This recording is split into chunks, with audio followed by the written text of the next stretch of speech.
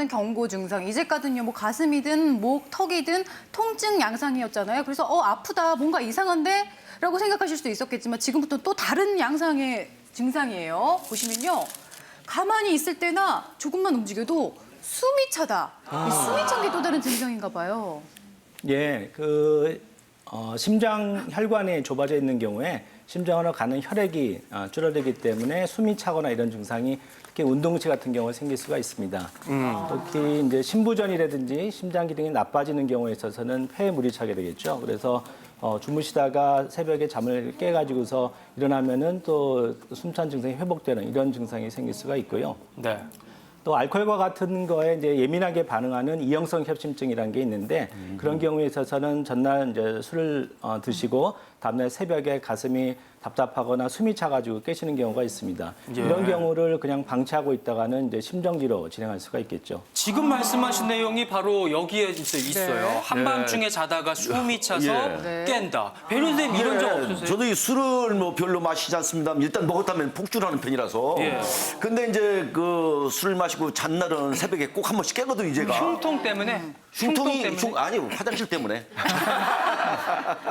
그런데 술을 좀 줄여야 되겠다는 생각 들어가고요. 예. 근데 술 마시고 잔 다음 날에는 이게 가슴이 아픈지 안 아픈지 이거 꼭 한번 체크해봐야 할 것 같아요. 그러니까요. 네. 그냥 방심하다가는 이 호미로 막을 거 가래로도 못 막는 상황이 생길 그렇죠. 수 있기 때문에 미리미리 전조 증상 알아두시고 검진 받아보시는 게 중요하고요. 네. 다음 거 두 개 한번 볼게요. 평지 걸을 때도 어지럽고 이유 없이 실신을 했다. 쓰러졌대요. 네. 그리고 가슴이 두근거리고 아득해지면서 기운이 빠진다. 이런 증상은 왜 올까요, 옹 교수님? 예, 이제 부정맥에 의한 증상일 가능성이 많겠습니다. 네. 되게 이제 가슴이 답답하거나 어지럽거나 이러면서 또 이제 실신하는 경우가 있게 되는데요. 그런 경우는 맥박이 이제 중간에 빠지거나 이제 느려지는 경우. 그런 경우에 일시적으로 실신할 수가 있고요. 네. 특히 이제 심장병 같은 병이 있는 경우에 심근경색이라든지 심장병이 있었을 때 맥박이 빨라지게 되면 그런 경우에 또 심정지가 발생할 수가 있거든요. 네. 그래서 이런 경우에 있어서는 부정맥이 원인일 가능성이 있어서 검진을 받아보시는 게 좋겠습니다. 저 같은 경우에는 이런 말을 해도 될지 몰랐는데 예, 우리 예. 아내가 지금 진짜 무서워요. 그래서 혼날 때가 있는데 진짜요. 그런데 그때 가슴이 벌렁벌렁하더라고요, 이게. 아니 객관적으로 볼 수가 저도 뭐 없거든요. 다르지 않습니다. 부부싸움 할 때 남편한테 화가 확 치밀어 오를 때 예. 심장이 쿵쾅쿵쾅쿵쾅 뛰면서 막 그래요? 기운이 확 빠지기도 하고 저 그런데. 같은 사람은요, 혼자 살아 외로우니까 이렇게 부부 얘기하는 것만 들어도 그냥 가슴이 막 그래요. 교수님 이것도 예. 부정맥인가요? 그럼 부정맥이라고 하면 일시적으로 이제 긴장 상태라든 이럴 경우에 맥박이 빨리 뛰는 현상이라고 볼 수 있습니다. 아, 다행이군요. 그러니까 저의 쿵쾅쿵쾅은 남편이 원인인 걸로 밝혀졌고요. 예. 자, 계속해서 심장의 경고 증상 마지막 살펴보도록 할게요. 이거예요. 쉽게 피로해지고 발이 퉁퉁 붓는다. 그런데 교수님, 이거는 사실 흔히 있을 수 있는 증상 아닌가요? 네, 흔히 많이 볼 수 있고요. 사실 심장 기능이 떨어지게 되면 심장이 피를 충분히 우리 몸으로 못 보내기 때문에 노폐물이 많이 쌓이게 되고 또 체액이 우리 몸의 약한 부위에 쌓이게 됩니다. 그래서 노폐물이 많이 쌓이게 되면 쉽게 피로하게 되고요.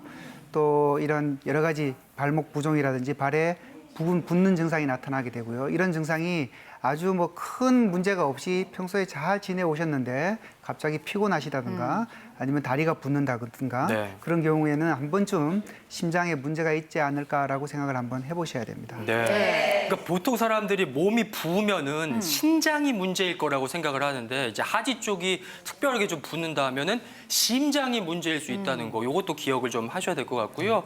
이 밖에도 이제 심장 돌연사 환자들이 좀 공통적으로 겪는 다양한 증상들 어떤 게 있을까요, 교수님?